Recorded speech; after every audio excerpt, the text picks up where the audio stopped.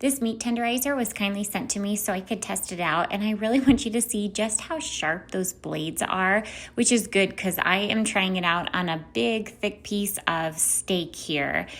So it's made out of 100% stainless steel, and I have to say it feels very solid.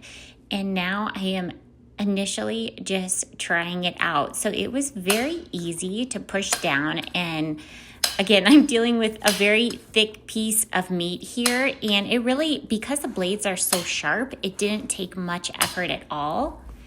You can see up close how all the little holes in there. So it's definitely tenderized. It's great for thick, rough kind of cuts of meat. It definitely helps them seem like a nicer cut of meat when they're tenderized, and it absorbs all of those seasonings and marinades and just makes your meat look delicious.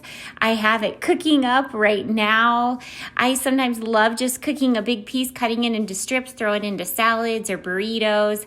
Another cool feature is you can throw this tenderizer right in the dishwasher. One of my favorite parts.